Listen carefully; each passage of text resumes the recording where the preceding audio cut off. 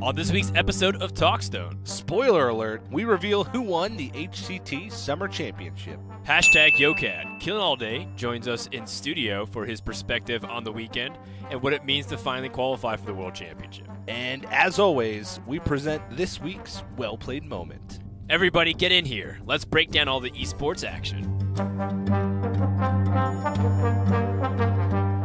Welcome to TalkStone, your premier source for all things competitive Hearthstone news and analysis. I'm Frodan.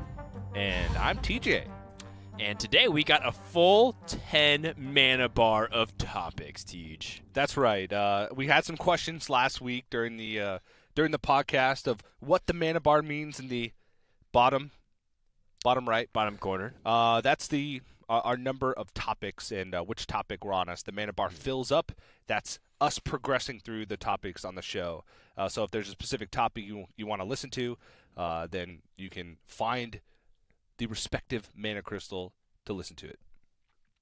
That's right. So our first mana crystal that we have here, or our topic, if you will, is Bunny Hopper wins the Summer Championship. Let's go ahead and just talk about our first reactions of him winning, along with all the players on social media that were kind of chiming in as well. Yeah, I think it's a great thing. Bunny Hopper, he's been in the scene for a long time. He's had some middling results. Of course, we saw him in 2016 at the Winter Championship where he got a top 4. And I'm just really happy for him. He's always been kind of one of those players that I knew would have a breakout performance eventually. Just such a smart guy. And I'm honestly glad to see him win, Dan. Yeah, and he did it in a really cool way. For one thing, he didn't lose a single series the entire weekend. Second of all, he had to have beaten all 3 other Europeans, in order to qualify. So it's kind of like as if he was going through another gauntlet of playoffs, if you will. Europe is considered by many to be the most difficult region to qualify by a huge average of point margin compared to the rest of the regions. Mm-hmm. So that already in itself is an accomplishment.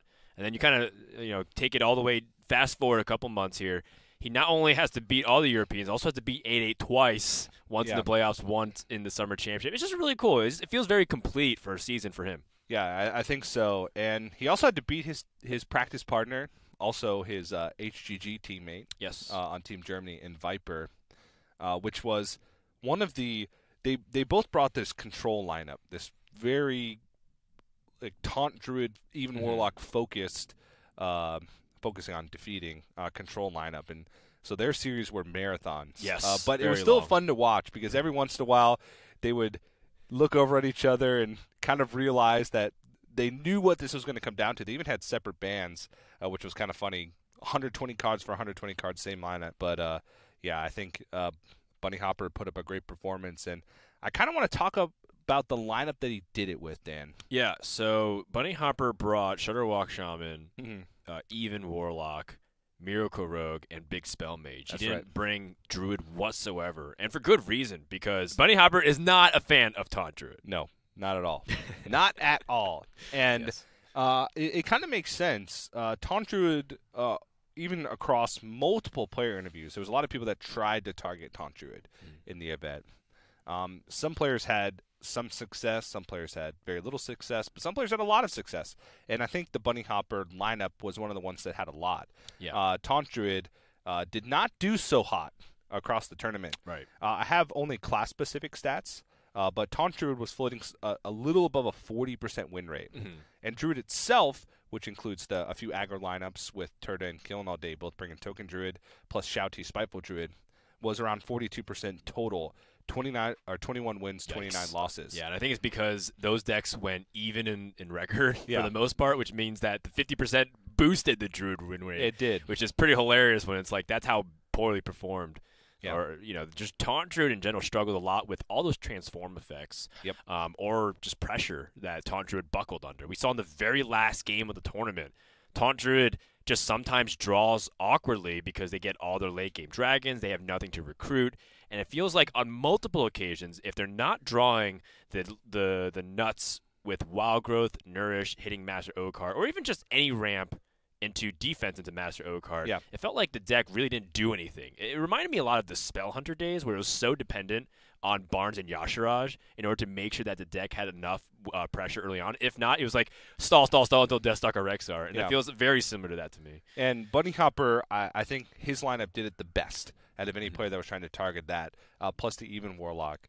And in talking to Bunny Hopper before the event took place, he said that he wanted to bring a lineup that he had a lot of agency as a player to do well, because there's lineups that target the even Warlock, Taunt Druid, that don't do it as consistently as a well-piloted Shutterwalk Shaman and a well-piloted Control Mage. Yeah. And those were like the two kind of staples of his lineup, as well as Miracle Rogue, which, of course, he showed great play on as well. But Control Mage is one of those decks that, in order to bring it to a tournament, you have to know how to pilot that deck at a very high level.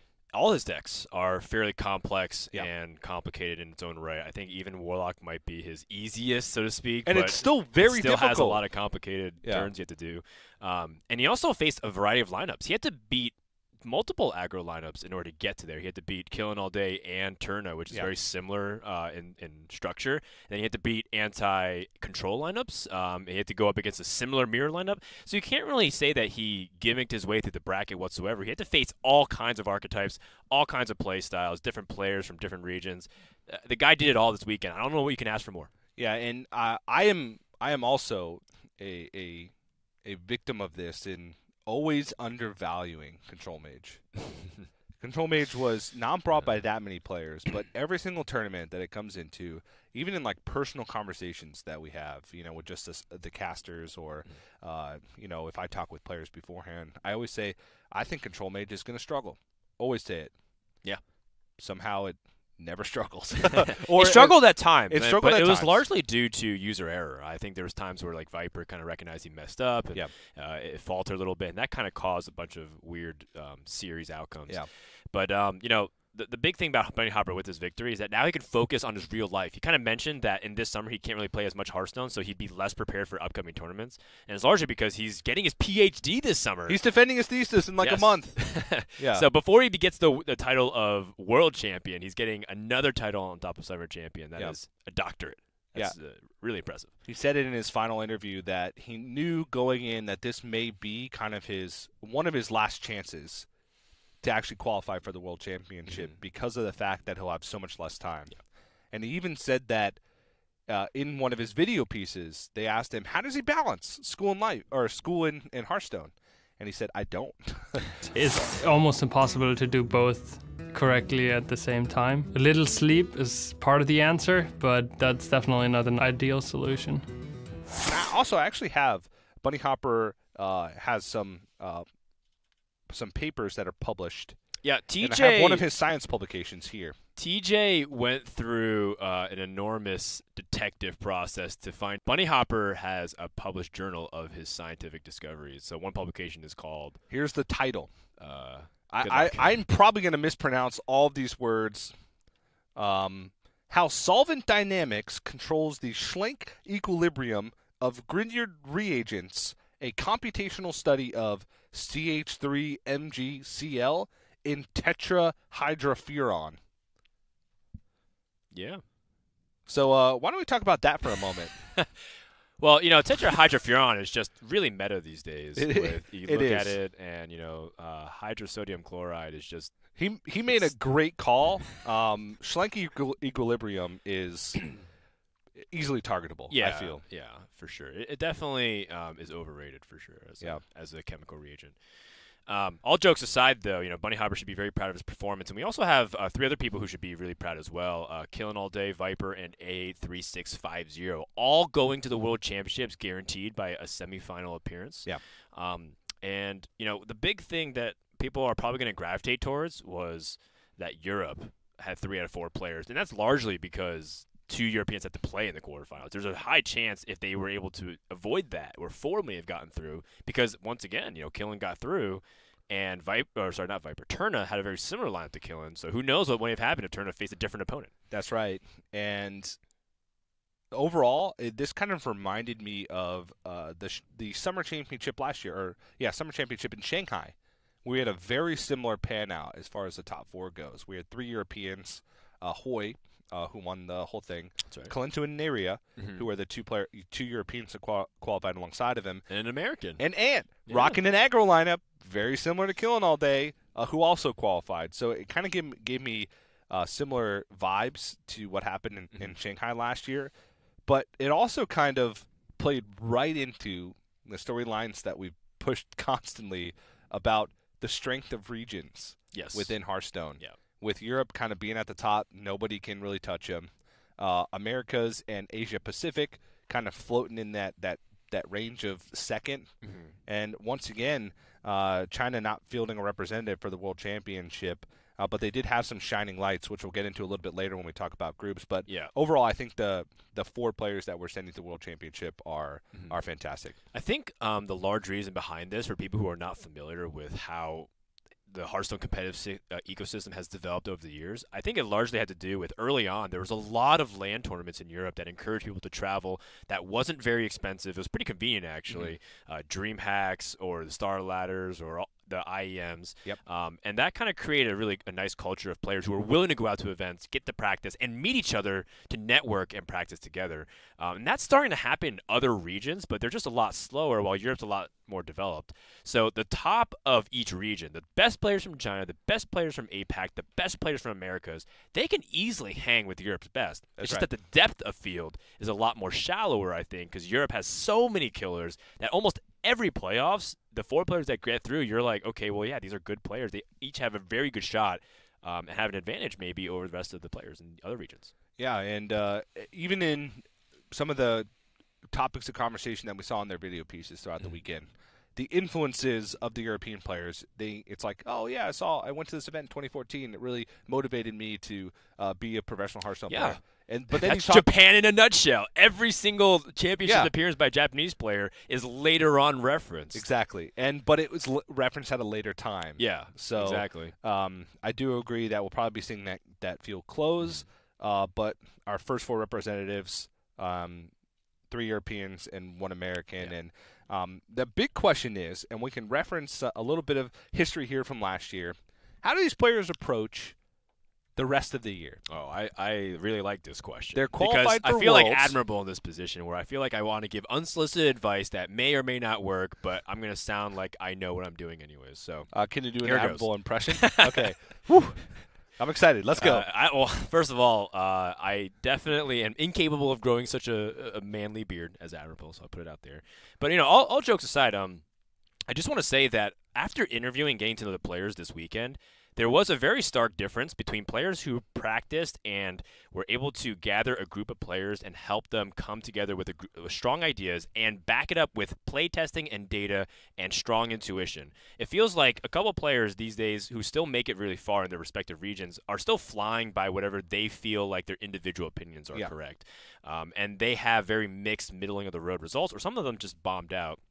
And so, I'm not trying to call out any of the players who did poorly. I'm actually just trying to compliment those who did well because I feel like they have the proper tool set. And I don't think it's any coincidence that European players who are very known to kind of huddle together or hoard together. Depending on the size of the practice group. Yes.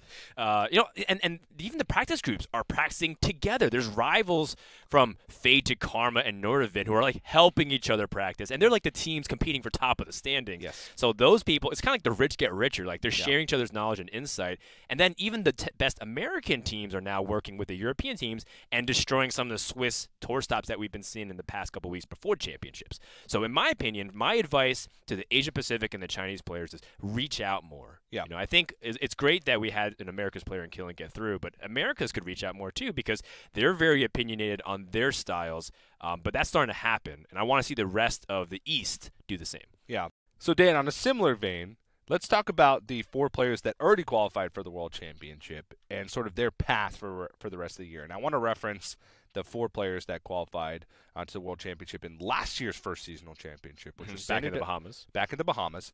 Shane Udachi, Frozen, Doc Pone, and Samuel Sao.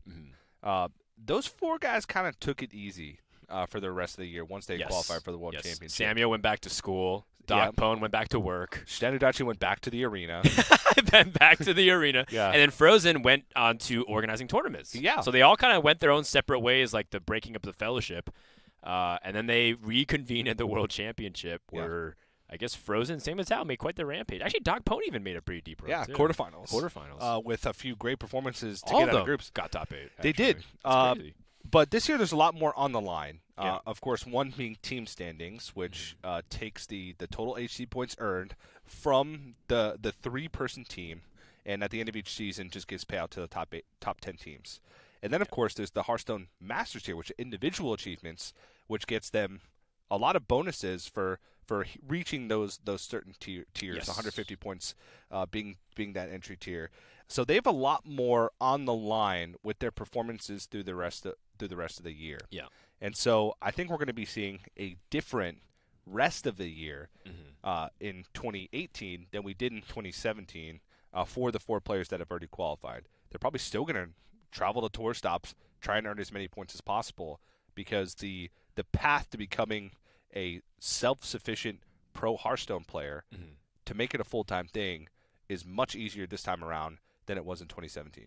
I think what the Master System introduces is a way to clearly delineate prestige compared to other Hearthstone players. It's very difficult, the more events that happen, to show how much you stand out from the rest of the crowd, because if eventually enough events happen where people can all claim a top 8, a top 16 at a certain DreamHack or a certain Swiss, so Masters is supposed to help separate a few from the pack.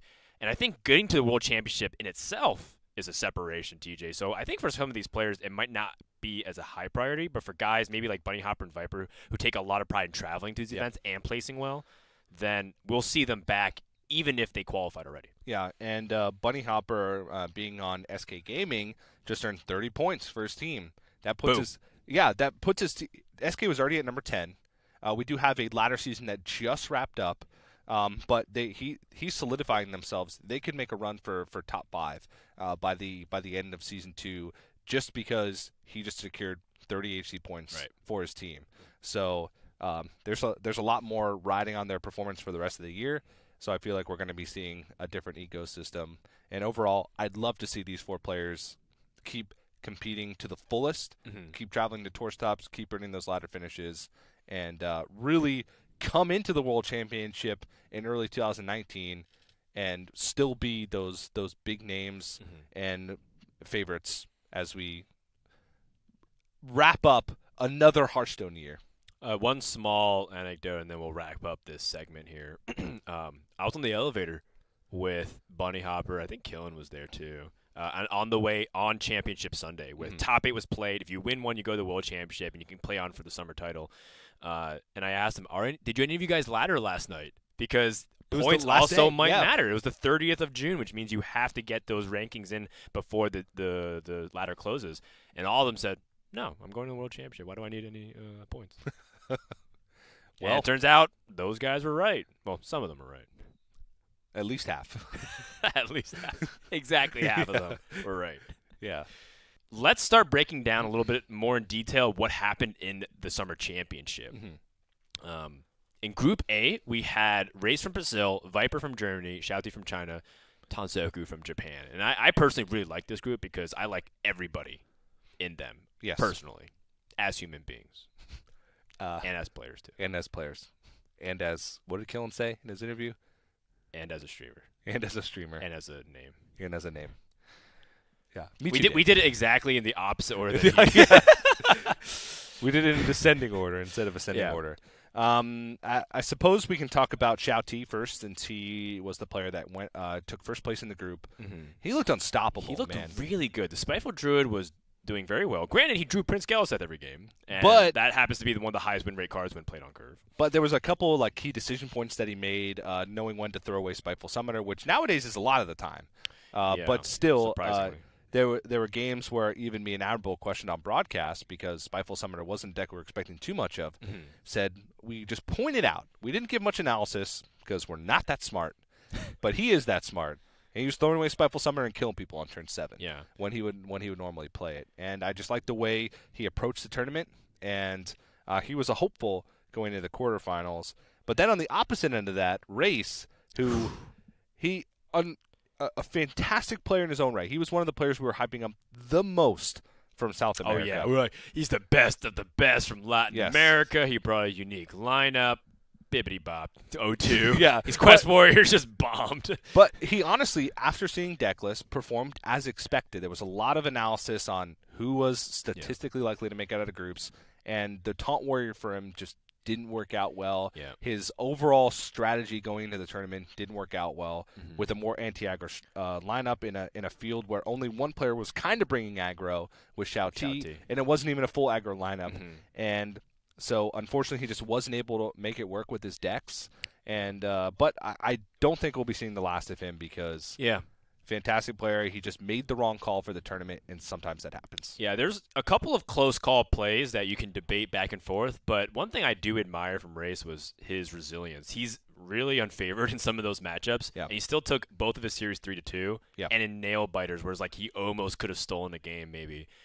So you can't really count this guy out. He's also a very hard worker. So, you already know that we'll be seeing him in the third season of Copa America. He's the player to qualify for every single season of Copa, which is astounding consistency. That only a few players can really credit that. Like Hunter Race, Muzzy, and Race. Those are like the guys from their respective region who are just qualified for everything. Yeah. And then we talked about Viper a little bit earlier, since he's a player we'll be seeing at the World Championship. But Tansoku, your boy. My boy, kind of my second pick because he kind of led me by placing him on the board along with killinallday to be the prediction champion. I mentioned it. I have to mention on every episode of TalkStone from here on out that I was the prediction champion of the summer season, and everybody tied for summer championship, so it was all even. So I'm still the prediction champion. Just wanted to point that out. Didn't Derek get Viper right? So he actually ended up having Viper was in the semifinal, so it was killinallday. Okay, so tied. All right. Tied for first. Tied for first. That's right.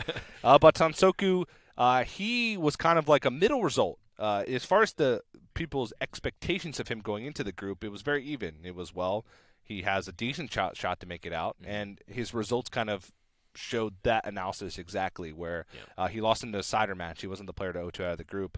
But Tansoku, he's a really funny guy. I had a chance to talk to him a lot because apparently he's a huge fan of me because I'm a huge fan of him.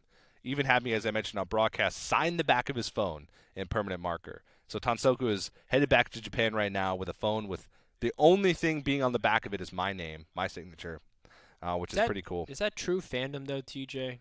Just because he's a fan, you were a fan of him, he's a fan of you. It's not fandom. It feels it's like politeness. middle school all over again. Limited based off options. But I think Tansoku's a really fun guy. I got a chance to sit down with the Japanese media crew. There's a documentary crew that follows every Japanese players to a championship and try to film their results. And they always are very enthusiastic on hearing my opinion specifically on like the Japanese players. And once again, they were referencing like, oh yeah, like guys like Tansoku were inspired by B77, by Ibuya, by Matsun, by Treadsred. And it's like every season we have these Japanese players. But what makes Tansu very unique is that he's primarily a content creator. He's a YouTube personality that likes to create Hearthstone videos. So he's very similar to actually like Dog and Tice and some of these other guys who happen to play because they feel like they can just take their chances once every now and then and still show that they can compete, but they still focus on the fun of the game. So I think Tansoku has a very strong takeaway. Yeah, he didn't make it out of groups, but I really love what he represents because he stuck to his style for the playoffs, came to the championship, did his own thing, had a lot of fun, earn some money and some more fame, and when he comes back, he'll create some cool videos, I'm sure, from the championships, and maybe inspire the next generation of, of Japanese pro Hearthstone players. It's so scary too because every single year Japan gets stronger and stronger. They're powering up, TJ. This is not even close to their final form. They send a representative every championship. This championship they sent two. This last playoffs they had like a fourth of the field. They were the country with the most representation. It was crazy. They had 20-something, 24 players out of like 72. That's insane representation with like 20, 30 countries that can send players to the playoffs. And the final point about Tansoku, we read him wrong. We read him wrong. I've been, preaching the control gospel. Oh no, he's an every aggro time player. Tansoku plays. I said Tansoku loves control decks. He brings control decks to every tournament. He's a control player at heart. Me and him are control warrior buddies. I'm gonna high five him for playing control warrior every chance he gets. And in his interview, he said, "I don't like playing control decks." Yeah, that's so funny. I like playing aggro decks. My favorite deck of all time is Face Hunter. My favorite card of all time is Undertaker. And I just felt like a slight amount of betrayal, but also just like respect. He's not afraid to show who he is, and he's not afraid to bring stuff that bring what he thinks is best, to try and his best to win, despite going against what his instincts tell him. We read him wrong, but, still props to Tansoku. TJ is underselling the situation. When we were interviewing Tansoku and he revealed that he was an Acro player, TJ's mouth was wide open. And then he promptly ripped his clothes off, wiped away the autograph, and went home that day. Yeah. All true. I had a picture of Tansoku in my wallet that I was going to have him sign. And I went it's like a prom photo. I went him to TJ's holding Tansoku and a very nice dressed up. I went to the bathroom. I cried. I ripped it up. I flushed the pieces down the toilet. TJ went stag this weekend, Summer Championship, after his interviews. Group B, we had A8 3650 from Poland, who ended up getting second place. No, I liked how you said it. 83,650. Something about those numbers, man, that it feels like they understand that the username is not important. They rather focus on Hearthstone skills. Yeah. So the 5 numbers is the combination to go to. 83650 or 83650. Blood Trail from Taiwan, Nalgidon from Argentina, and Yuyi from China. So Nalgidon and A8 and then end up advancing in first and second place. Nalgidon, again, another player that looked really good in the groups. 3-1 for both of his matches, being able to go through and then losing in the quarterfinals. What happened to him, TJ? I don't know. Nalgidon, he did make it one step further than he made in the championship last year. He made the back-to-back seasonal championships, both in the Blizzard Arena, if we look back to October of 2017. He lost in the decider match of his group stage to Old Boy in 2017. So he did make it to the quarterfinals this time. But Nalgidon, kind of similar to Raze, we've been hyping him up as one of the best from South America for a very long time. And I don't think he's going anywhere. He's also another player that's balancing his studies and Hearthstone. But he has a much more, I guess, not positive outlook on that situation than Bunny Hopper, but a different outlook. Yeah. He says that he goes all in on one or the other depending on what big tournaments are coming up. Yeah, Nalgidon is a very holistic human. Like, he studies, he has a girlfriend, he was like part of the swimming team, growing up, so he's very athletic, loves challenging himself mentally for Hearthstone. And of course, the pursuit of his academics is architecture because he loves art. So this guy just pretty much tackles every part of the left and right side of the brain to challenge himself. He's also really tall and handsome. So, I mean, this guy is literally a walking stallion for any interested. Well, he's taken, so, watch yourself. But I think this guy is really cool player just to watch because you can see that he has a really strong mind for what he likes to play, and he's growing every single time he's playing in these tournaments. And again, he has the only America's double representation back-to-back. He went from the Summer Championship in October last year into this Summer Championship at the beginning of this year. We kind of flipped around the seasons depending on the schedule moving, but back-to-back championships for America has never been done before, and he's the first to do it. He's definitely going to be back. Yeah, and he showed fantastic play. I mean, he had one of those lineups that everybody said was like kind of 50% across the board. Didn't have too many huge favorites. Didn't have too many huge upsets. And again, his results kind of showed that, where he had a great run through his group, but then lost in the quarterfinals in what was a very well-played series outside of the Shutterwalk mirror, I'd say. That got a little dicey. It got a little dicey. To say the least. I don't know how both Shutterwalks end up failing. If you guys missed that game, it was probably one of the most fun control mirrors. But the build-up to that felt very weird because it was the weirdest. It was like the strangest plot twist. You felt like you knew what was going to happen the entire way through, and then like towards the very end, it was like a Westworld, M. Night Shyamalan complete plot twist there, where it's just like, oh, what if both Shutterwalks fail and neither of you guys can win? Is it just going to be a stalemate? Are we doing this again? Yeah. We can dive deeper into that match. We have a segment later for quarterfinals where we can really break down the intricacies of the Shutterwalk mirror. Okay, well, speaking of matches I want to talk about. Blood Trail, we'll talk about him for a moment because he was the player that lost in the decider match. So he went 1-2 in the group to be eliminated. And so going into Saturday, I was like, wow, Blood Trail, I think, has a decent chance of making it out of the group. And especially during the playoffs, he qualified, but we had some criticisms on his play, and I think that's a large in part due to his maybe lack of experience. He hasn't played competitive Hearthstone for too long, and so being on a stage like that brings out a lot of emotions in a player.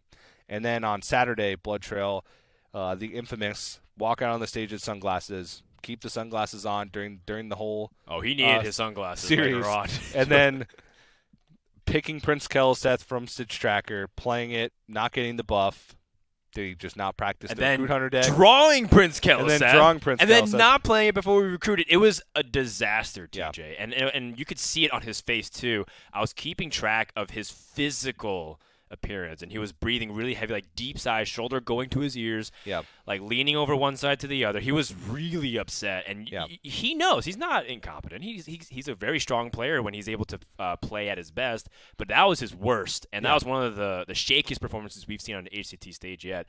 So I personally believe that's going to be a coming-of-age story for Blood Trail, because this happened very similarly to a young kid from Russia in Pavel, 2016, where he made one of the biggest chokes in Hearthstone history against Life Coach on the stage that qualified him for the World Championship. Very similar. Yes. Very, very similar. So there's two paths you can go when that happens. You can hide away and give up on competitive Hearthstone, or you can pull a Pavel, come back next year with one of the strongest years out of any Hearthstone player to date, and win the World Championship. Yes. Which one is Blood Trail going to do? 2019, only Blood Trail is the world champion.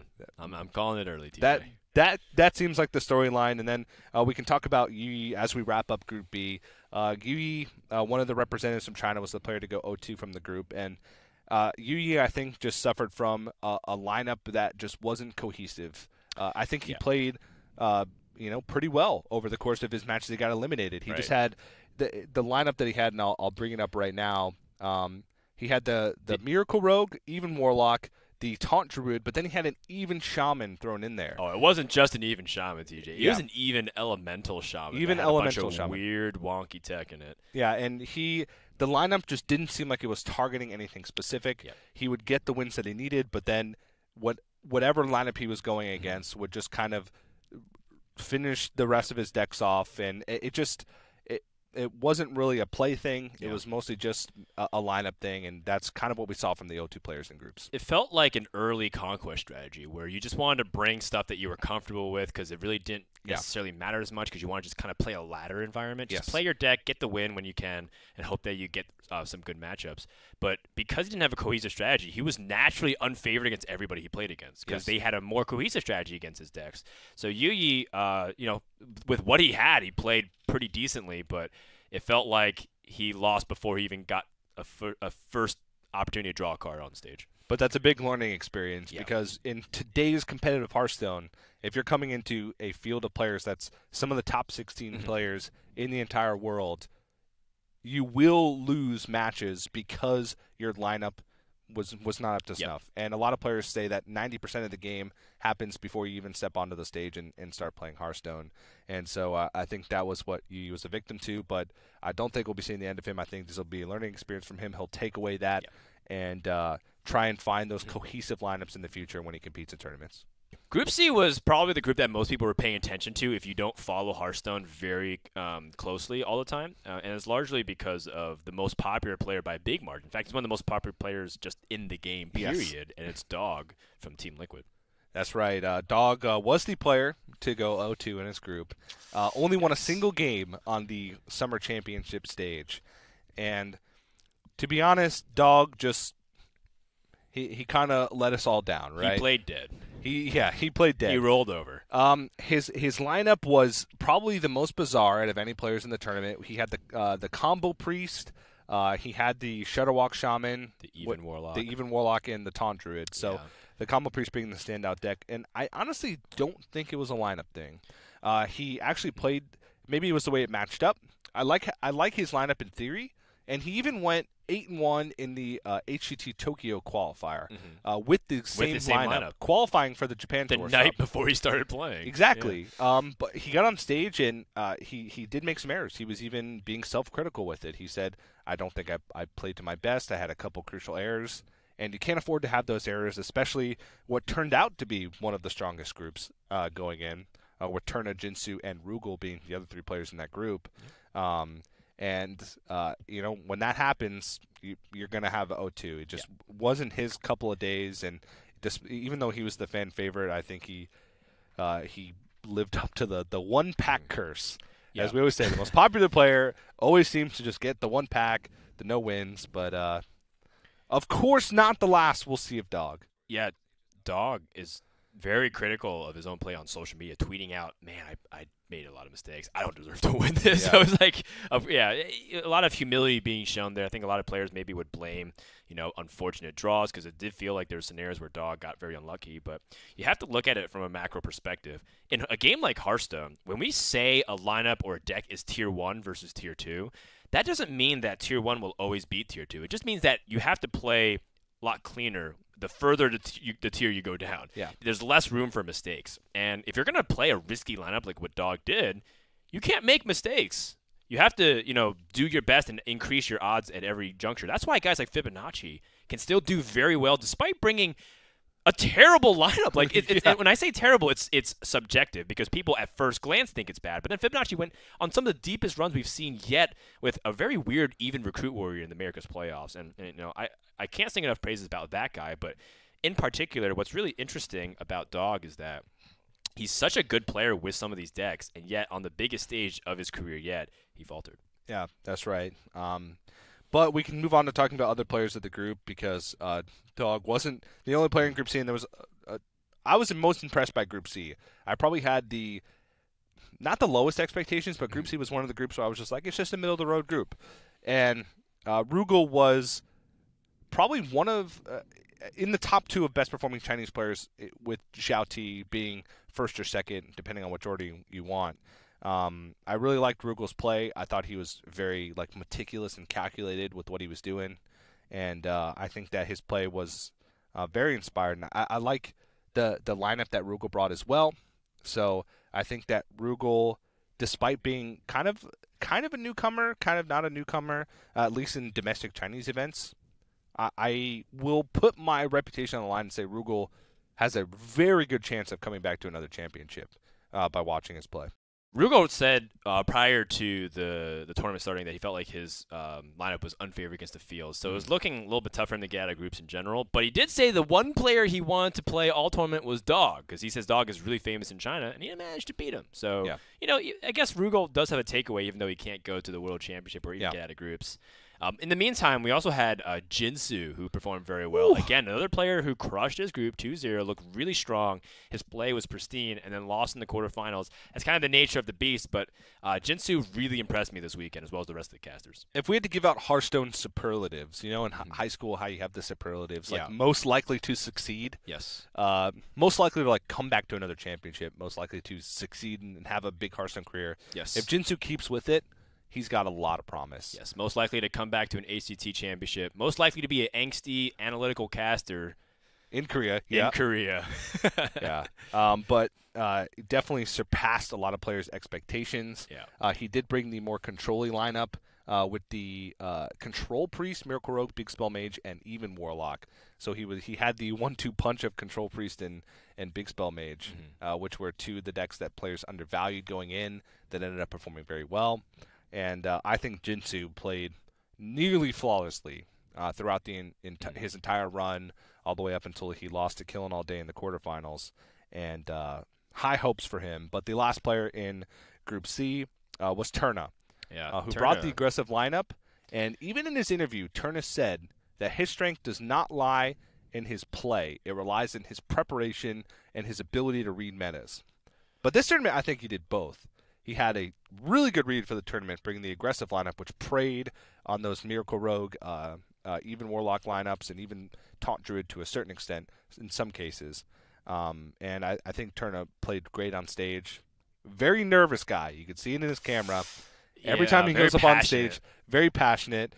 He reminds me of Tyson in a lot of ways, both in in stature, in stature and his play, and also just his general demeanor. It's really fun to watch a guy who just seems like he's having fun a lot. Yeah. And Turna also was unfavored in his group. He said, "I made the right call for the field, but I got in a bad group." Yeah. But yet he was able to overcome that. So props to him. Yeah, definitely big props to Turna, and of course, Turna's already had a big year with a couple of great tour stop performances. So. Definitely not the end of Turna. He is also one of those guys that seems like he's found the right balance of the super highest level of competitive Hearthstone plus life, which is always cool to see. So Turna definitely one of my favorite players to watch. And I got to interview him in 2016 when he came to the championship then, and he was like, he was kind of a deer in headlights. It was all new to him, and he said he learned a lot. Every time he goes to a tournament, he learns a ton. He learns how to prepare better, not only his lineups but also like his mind and his body as he gets ready for it. And he only is continuing to grow as a player from here. So for Group D, the group of death, so to speak, we had Bunny Hopper, killinallday, Glory, and Lee, who Lee is the point leaders in China. Yep. Just for reference. I also want to preface this group by saying that killinallday is in the studio with us. He'll be on the show a little bit later. He's our special guest for the week. Yes. And he's sitting right next to us, Dan. Yes, listening to us he is blabber about Hearthstone. He is 5 feet from me and 5 feet from you. So he gets to listen to us. Equidistance. Yes, for the win. Equidistance. So he gets to listen to us pick apart his group stage performance. That is my doctorate publication coming out this summer. Picking apart how triangles work, or do they? We're so stupid. So group D. Okay, I guess we'll start with Lee. You mentioned points leader in China. He was the player that O2'd from the group. He brought a semi-aggressive lineup. It had Shutterwalk Shaman, Cube Warlock, Token Druid, and Odd Paladin. And honestly, I liked what his lineup was trying to do, but I don't think it was a lineup for him, as we talked about for the other Chinese players. His Odd Paladin play was kind of uninspiring, Dan. Yeah, so there was moments where Lee was playing the Odd Paladin that just felt like, man, are you sure you want to be getting onto the board this fast and not hero powering? Yeah. And I remember the casters were kind of like already flipping out in the backstage. Admirable especially. Yeah, and I think it's not necessarily because we don't think Lee is a good player. We just kind of wonder what's going on in his head. And there was moments where I felt like he was overthinking a lot of things. And it's largely due to the fact that one, I think some of these Chinese players, they always talk about how hard it is for them to travel because they don't even leave the country very often. It's very difficult for a lot of these Chinese players to get visas to come out. All 4 Chinese players, it was their first time in the U.S. Right. And for some of these guys, first time leaving the country. Yes. So it's just a very uncomfortable experience. They don't sleep well. They don't feel practice. They can't even eat the food that they like. Well, all of them love the Chinese food. Sophie, the Chinese translator, they love the hotel food. Yeah. Said they all loved American food. They all love In-N-Out a lot. Yes, they did. We forced them in our interview spree. we said you have to. You're not allowed to play on stage until you do. But Lee, I think. He's obviously a great player. He's the points leader in China. We even got a note that said he's compared to Muzzy a lot because he always has those great performances. Right. But maybe Muzzy a year ago, before he picked up a big win, that's basically where Lee stands at the moment. And another cute little thing he had in his Odd Paladin deck was he had an OTK. Because he had a 1 copy of Adaptation. So if you go Leroy Jenkins, Blessing of Might, Abusive Sergeant, Adaptation for Wind Fury. I'm really sad we didn't get to see that. Yeah, it's not quite an OTK, right? Because that would be it's big burst. We'll just 28 say damage. He's got a big combo. 28 damage at a however many % chance, 33 or something like that. That's pretty sick to get the Wind Fury. Pretty cool. But again, because Lee's the points leader in China, we probably will see him back. And Glory was the other player that was eliminated from the group. Mm-hmm. Glory and Tansoku, both the Japanese representatives, stood out to me a lot because they kind of brought the similar lineups, and they both had good performances, just not quite good enough to make it out of the groups. Yeah, Glory was touted by a lot of the other players as potentially being one of the best players from Asia Pacific for the top 4. That was prior to us seeing Jinsu play because we didn't really know too much about Jinsu outside of just his normal performances and results. And so Glory, having qualified for a tour stop in Sydney and being able to get to the HCT stage, I do feel like he was kind of just in the middle of the pack, but could also be just a victim of how the lineups pan out here because you have to play against Killing, you have to play against Bunny Hopper, and I feel like he was unfavored in both. In weird ways, yeah. In weird ways, yeah. Because he was expecting players to bring the normal Taunt Druid lineup. Right. But Bunny against players who just did it. He did play, yeah, exactly. And so a little bit of a lineup situation for there. And then, all right, it's time. It's time to talk about killinallday. Hashtag YoCat. So Killin, He was the I don't want to say overwhelming favorite because those are strong words, but he was definitely the favorite to first place that group because his lineup just kind of crushed what everybody else was doing. He was the overwhelming favorite just by statistics. Yeah. And he narrowly got out of groups.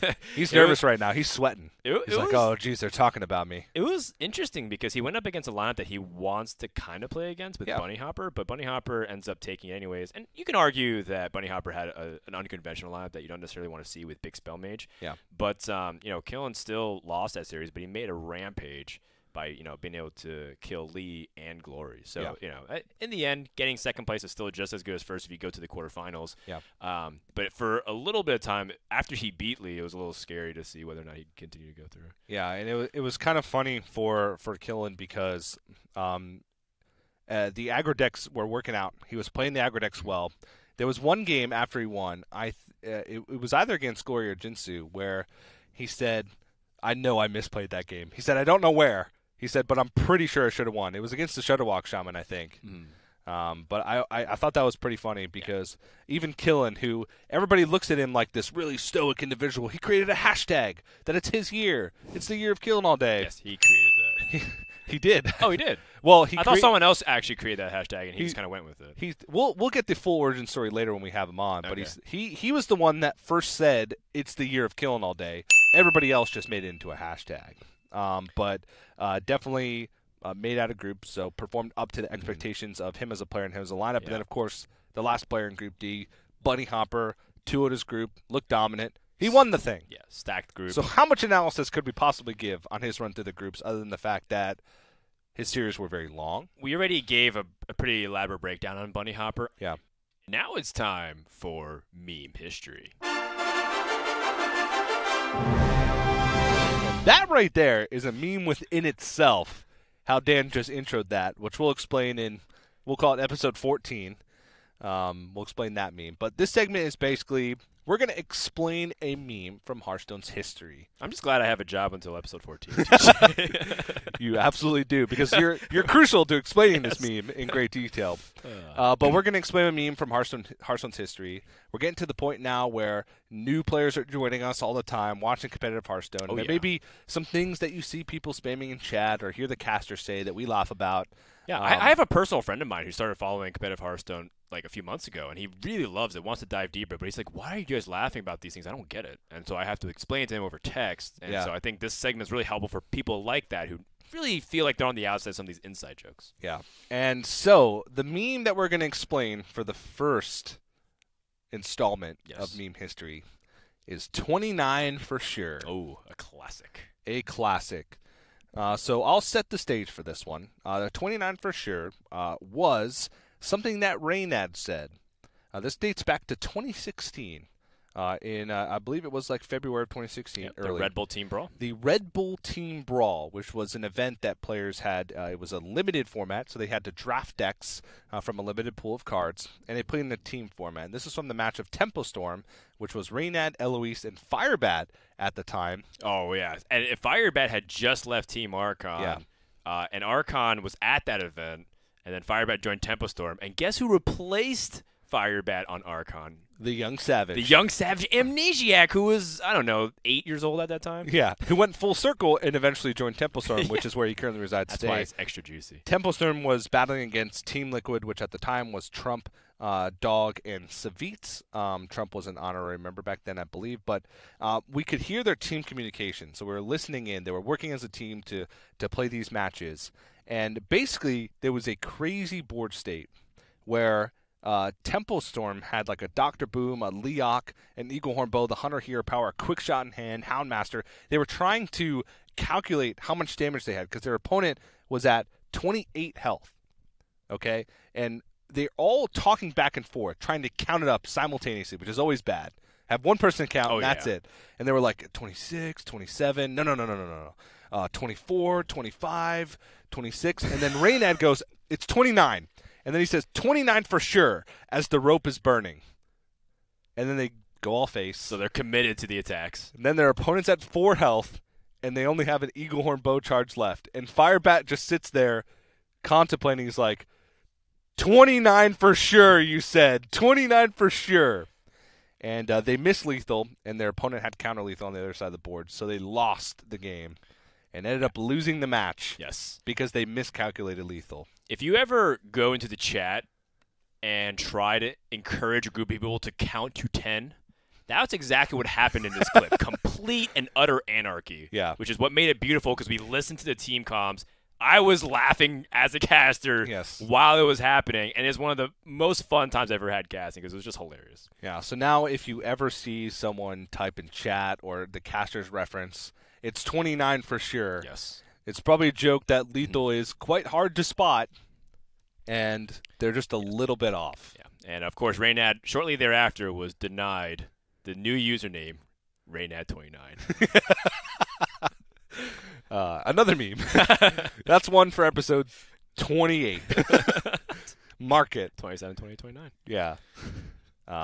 29 for sure. Oh, no, episode 29 for sure. We'll explain that one. Episode 29. Yeah. But Dan, I believe that concludes Yes. meme history. We hope you feel like Hearthstone Esports now is an even more inclusive place where everybody has equal meme opportunities. And now it's time for the promo read. We read our favorite scripts to promote other shoulder content here for the Hearthstone Championship Tour. Dan, roll the promo. He's the 2017 Hearthstone World Champion. This will be, I think, the first APAC tour stop for Season 2. I am cheering for Stars. 最大改变就是好像突然很多人都在台湾的人都认识我。 It's a bunch of smart, cool people that you want to hang out with. Gia, you need to tell us where it's good. Follow your nose. The way the decks line up, I don't think he ever gets there is the thing. That's it. That's gonna do oh it. Oh my gosh. Took a little bit of a risk there. We're joined currently by a special guest to the studio, a player who qualified for the World Championships, in killinallday from the USA. What's up, Killin? Hey, Dan. Happy to be here. I'm happy that he's here too. Yeah. You can't see it right now, but I'm blushing. I'm a huge fan. Huge fan. So how does this friendship date back? Like, what was the origin? Mine and Killin's? Yeah. Oh, we go way back. It seems like you guys are not only chummy, but also cousins. Do we look that much alike? Yes. I don't know. Very much so. Where did we even meet? Oh, I remember. So the first time, I always heard the Year of Killing All Day thing. And I was like, that thing's cool, right? Yeah, of course. It's pretty cool. It is really cool. And then you came to a championship one time, and whoever you came to visit was the hotel room across from mine. Oh my! Yes, I remember this. So I was there to see. Was it Dude 7597? Yeah. I think it was Dude, right? Yeah. Because I'm Los Angeles native, and they was being hosted here, so I'm like, let me go support Dude. So we were hanging out, and he's like, TJ's here. He's across from me. And he called you over. I'm like, TJ, I've seen you on broadcast before, and it's cool. Killin', I've seen you on broadcast before. A blossoming flower. It was your relationship. Great. Yeah, that's what I thought. Killin, talk to me about your own Summer Champs experience. You know, for a long time, you were on the cusp of qualifying. And you kind of talked about how happy you were, and then you also talked about how happy you were to qualify. But talk about holistically, like what you think about now that we're a day after the expansion, after the championship. It just feels great because yesterday I was like still a little bit bummed that I lost, even in the top 4, but today I realized that like I came there to qualify for Worlds, and that's what I did. So I'm super excited to be going to Worlds this year, and just super pumped that I made it out of groups and into the top 4. There's also a lot more that goes on at a championship besides just playing Hearthstone. Oh yeah. Right. So how was your experience like outside of the games? Like what's it like being a player at an HCT championship? Oh, it was a blast, honestly, because there's just so many cool players that you get to meet that you don't normally see at events, like the APAC players or the Chinese players who like I don't go to many Asia events and stuff like that. So it's good to get to meet them and see them. And even the EU players, I got to meet a lot of them for the first time, and they're just really cool people. So. Who's the coolest of those people, from your perspective, of course? How about the person you connected with the most? Your new Hearthstone friend. Yes. Did you make any new friends, Killin? Of course, I made new friends, TJ. But the person I know the best and connected with the most was definitely now Gaiden. But I don't know if that counts because we've been friends for such a long time, practiced together for so long, and I even met him before. So any new friends? Probably like A8. Just I've been talking to him online for like a month or two now, and just a super cool guy, and it was awesome to meet him.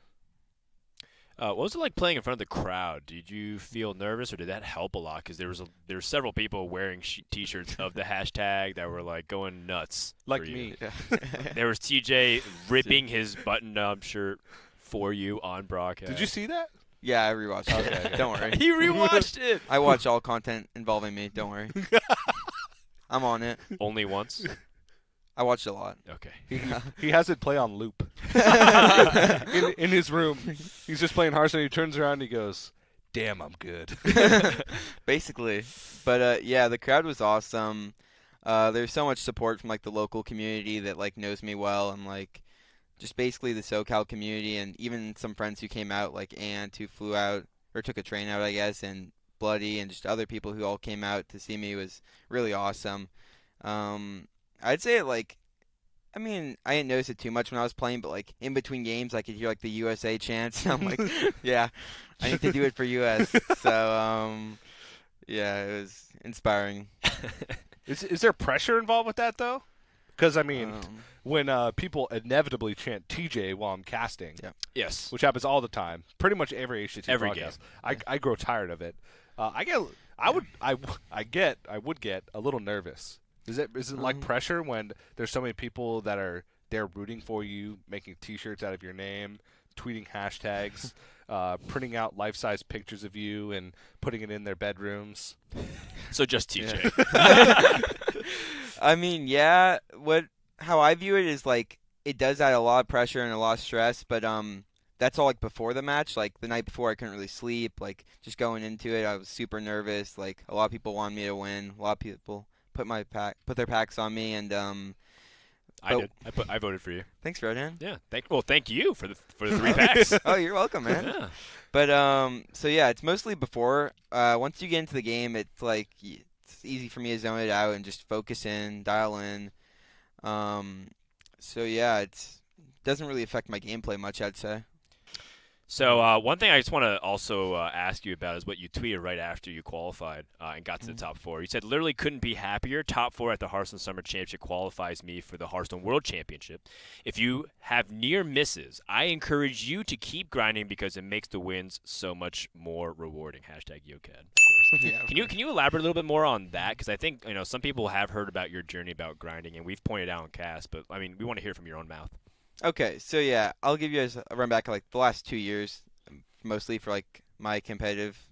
Last winter playoffs, which was the first championships and playoffs of last year, where it went to the Bahamas, is where I finished the Swiss at 5-2, and I ended up in 10th place, which is actually commonly confused with 9th place because it just caught on to 9th, but it's actually a 10th and a 9th. So basically I got a score where you could get into the top 8 and then make it to Bahamas, or you could not. And I was on the side where I did not, and I was super bummed, but came back next playoffs. I went 4-3. Wasn't too happy about that. Came back the last playoffs of that year. Summer Championships. Yes, the summer playoffs, which led into the Summer Championships. And I went 5-2 again, and I got 9th. And the top 8 was the cut, and I was super bummed.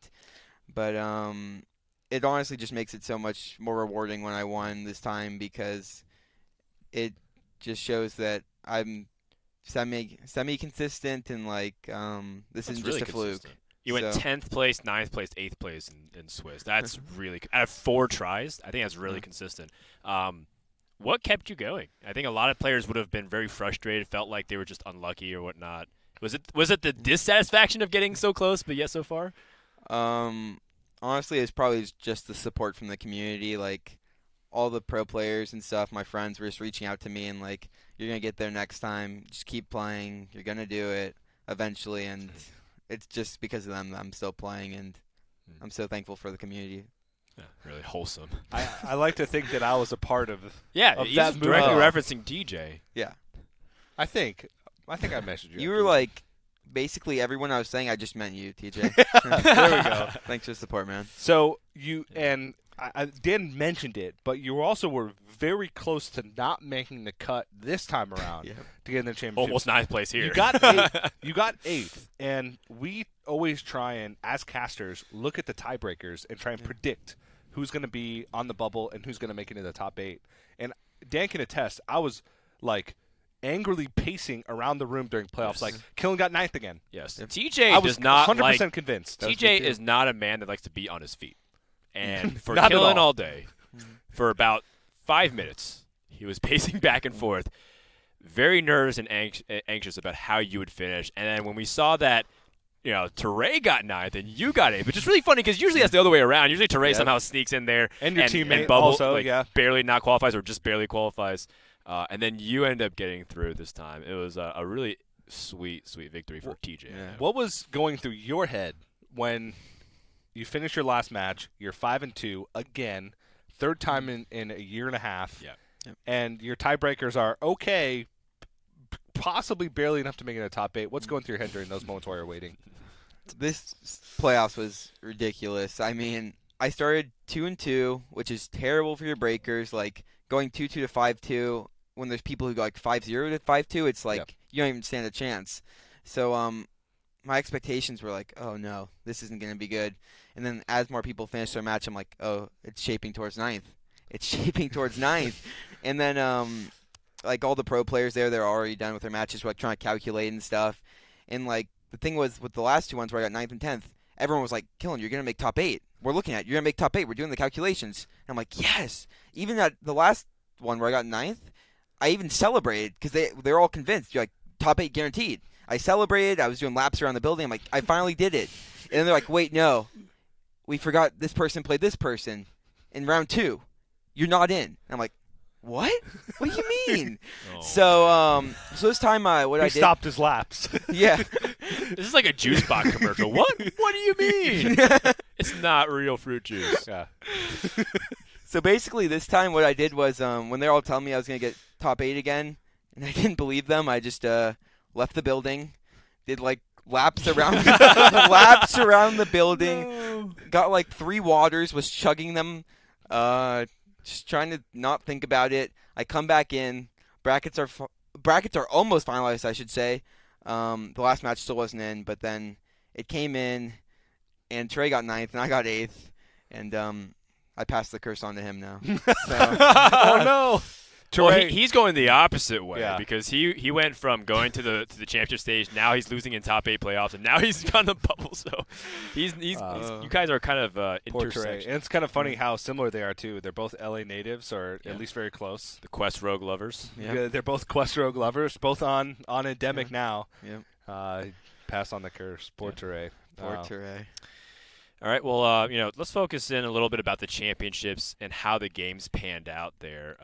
We kind of talked about a little bit of a rocky start to get out of groups and then going to the top 8. How do you feel like your performance was at the championships actually playing the games?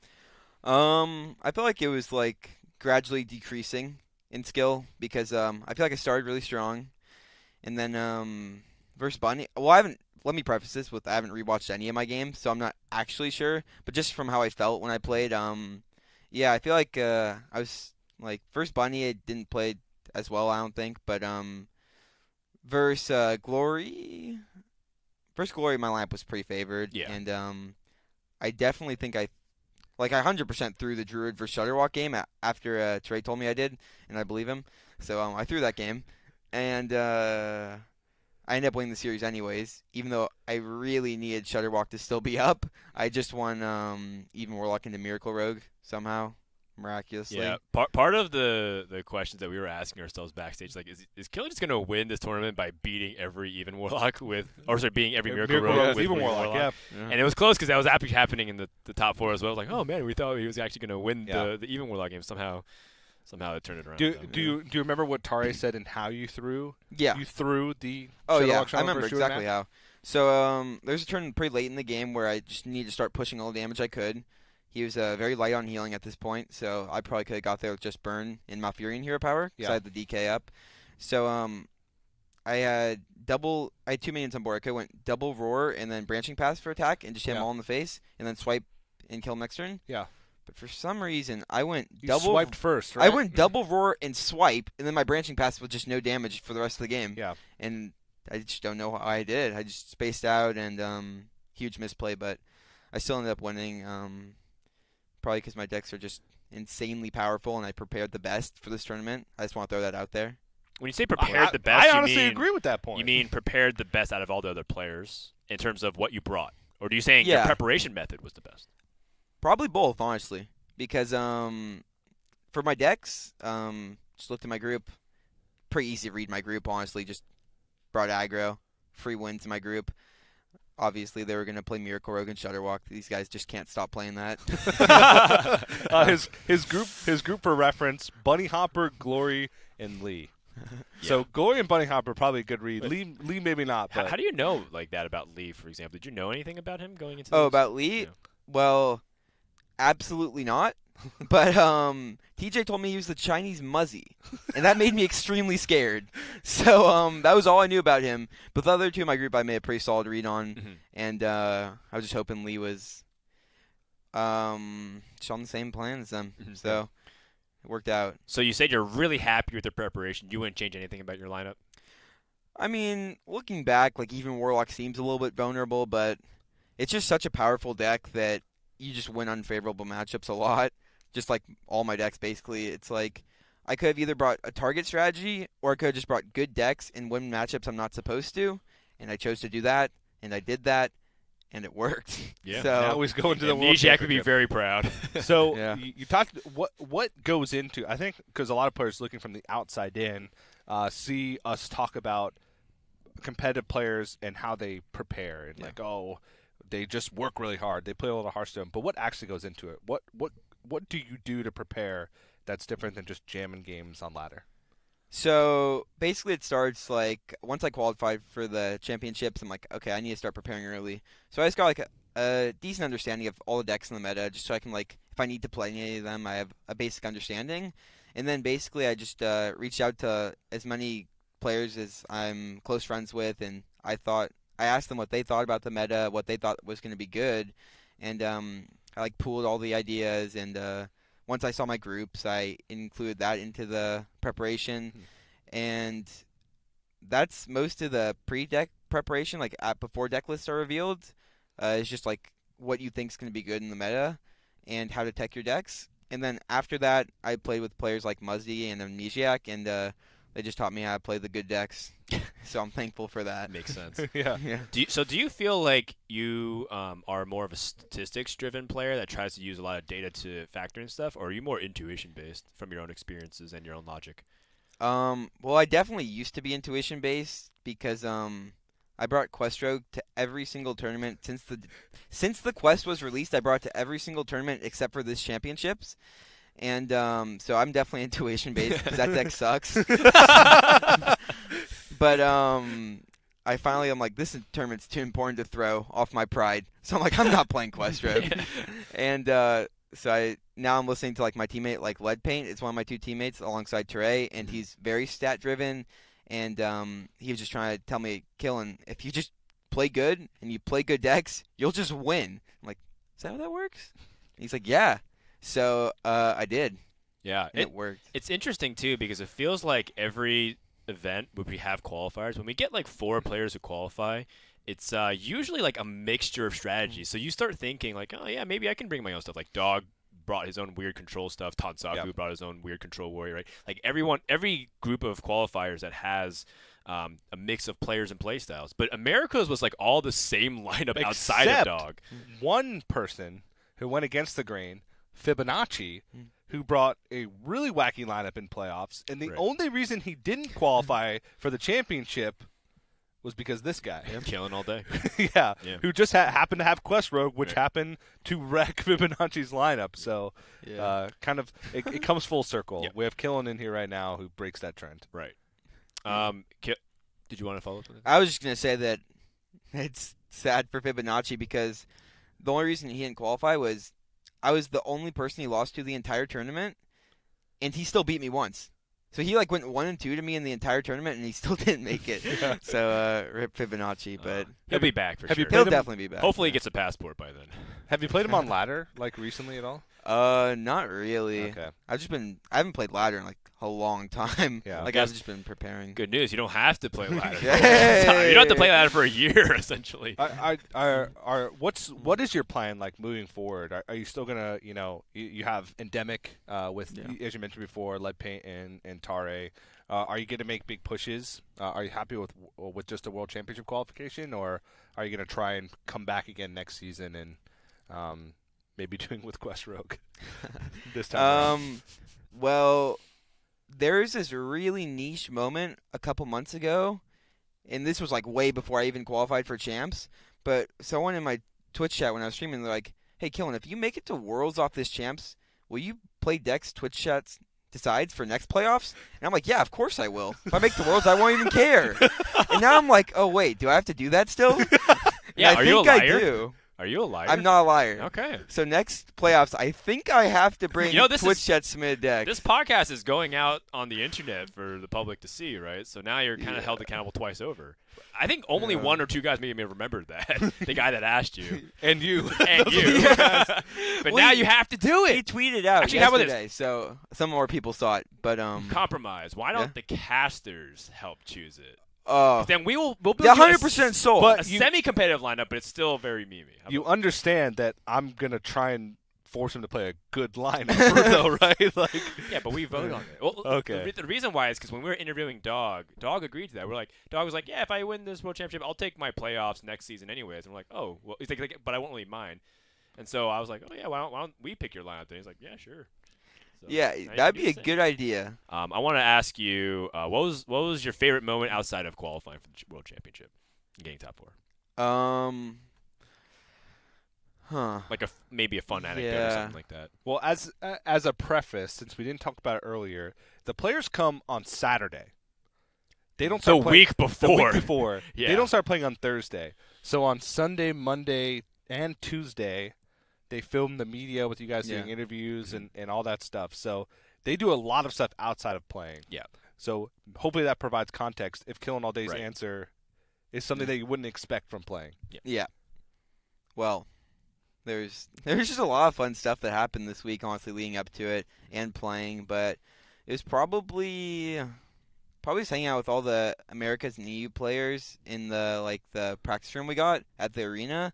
And it was just a lot of fun while everyone was playing games. It was like nearly the last day of the season. People were just seeing if they held, playing for fun, if they weren't in range for a finish, and it was just a good time hanging out with all the guys. Oh, you would love some of those other house cups then where players get to do the same thing. Yeah. What was the funniest moment to you all weekend? Yeah, the funniest moment was probably just when TJ bust out the Yo Cat shirt on the broadcast underneath his button up and for your walkout.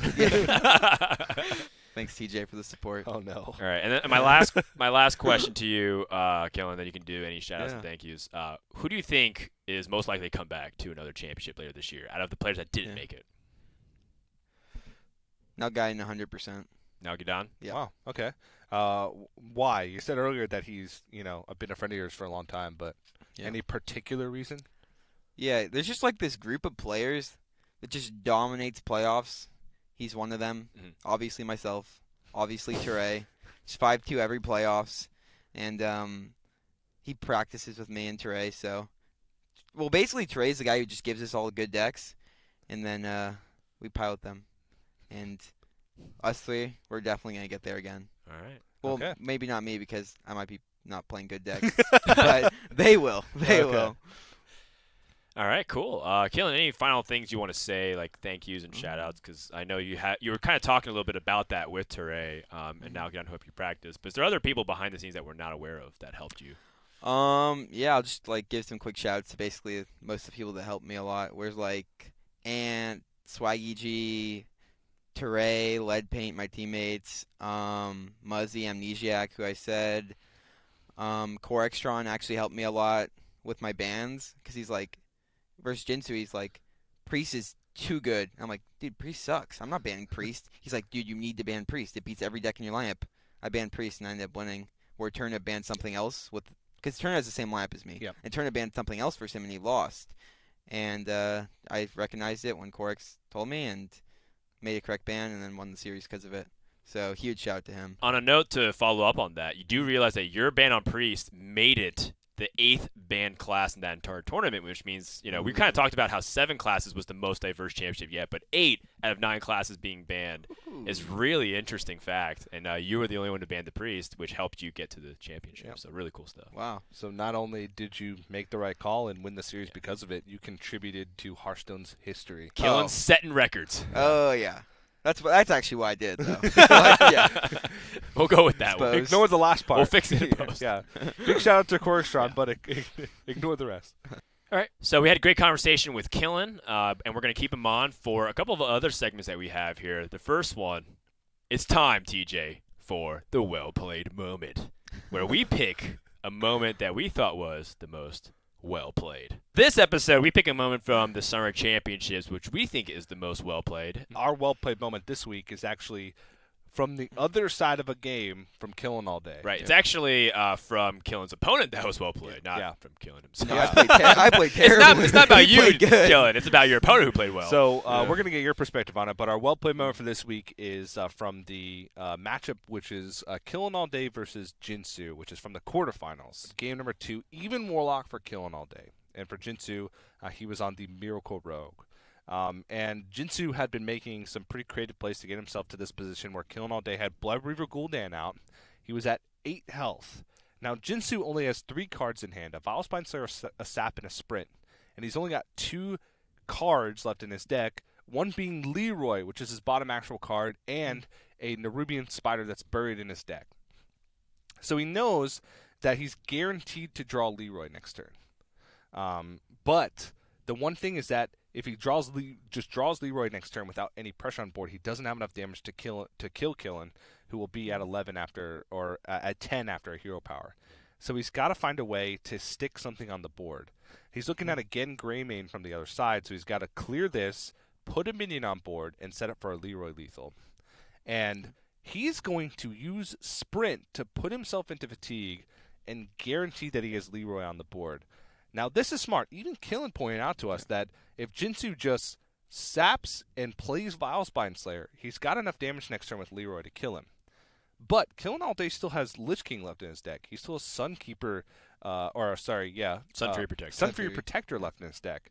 So what Jinsu does is make the only play that cuts out 2 more of Killing All Day's outs to put him on exactly Spellstone or Defile, and that's by putting himself into fatigue. Yep.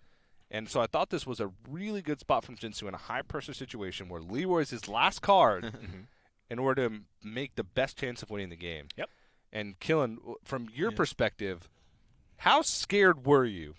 Oh, my God. Did you, what was going on in your head when Jinsu makes this play? So from my perspective, you have to take it back 3 turns, right? So when he had 5 cards left in deck, well, basically at this point, I had perfect information because he had 0 cards in hand and he had 5 left in deck. And I knew his deck list before the game, so I knew what cards he had left. And it was Vilespine, Sap, Sprint, Leroy, and the Spider that that cycles through and just puts a 4/4 on board, right? Yeah.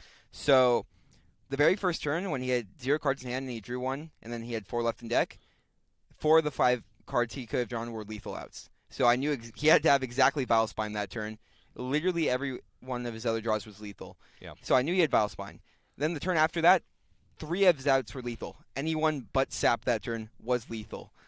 So I knew, once again, he had that card in hand. Then this turn, his other 2 cards, the Spider, which would have just cycled and then drawn one of his other 2 cards, which is Leroy and Sprint.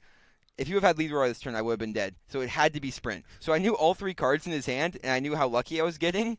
So basically at this point, I was like, oh no, what's he gonna do? And is he gonna sprint? I'm like, there's no way he sprints here, right? And then he sprints, he takes the 4/4, and I'm like, oh no, I need to draw something good now. And I had Defile, which is what I was mainly looking for, but I also forgot that because the game was so deep, I forgot I still had Spellstone. And then once I drew the Spellstone, the game was over. Yeah. It was great, and I think this is a perfect example of how to up your increase your chances to win. Yeah. Even though Jinsu ends up losing this, there was 4 outs that we know of in Killing All Day's deck, so that makes it a 5-to-4 ratio of whether or not he draws his out. But he halved that to just 2 outs. Yes. Killen didn't end up drawing it, end up winning that game in the series to go on through, but still a well-played moment because any moment where in one turn I can half my opponent's chances to win right there and then, otherwise I win, is a fantastic play. And a lot of people would have just taken it pretty easy, maybe play Vile Spine because they think I can draw Leroy guaranteed and go for that lethal, but it was a great spot here from Jinsu. And we also got a little bit of a deeper look into it where Killing All Day discusses hand tracking as well. This is a double well-played moment. Yeah. Because he, hand tracking is all about, well, my opponent would have killed me, so I know exactly what his draws are. Yeah. No deck tracker necessary. No deck tracker necessary. Yeah. Absolutely not. So Killen, well played. Thanks, Dan. All right, Dan, since we have a guest here, we're going to do a fun new segment called Would You Buy This Deck? So here's the deck idea. Yeah. It is a Shaman, 1-turn kill, an OTK deck. Ooh. And this is what it does. It uses Fire Plume Harbinger, okay? It reduces all the costs of elementals in your hand by 1 to make Grumble cost 5 mana. At some point in the game, you play Leroy Jenkins, and then you grumble your reduced cost Grumble from the Fire Plume Harbinger to 5 costs, and you grumble the Leroy back into your hand. So you have a Leroy that costs 1. At some other various points in the game, you have the Shaman Spellstone in your hand also that you're overloading to be able to summon copies of a minion. You play the 1-mana Leroy. You play the 7-mana spell to copy it 3 times. Okay, so you have 4 Leroys on the board. Oh, sorry. Before you can do that, you have to either Rockbiter Weapon or Wind Fury the Leroy, and then make copies of it and do a ton of damage to your opponent. Sounds like a terrible idea, Tej. It's not. Tej. So you'll buy it. You'll buy it. Absolutely not.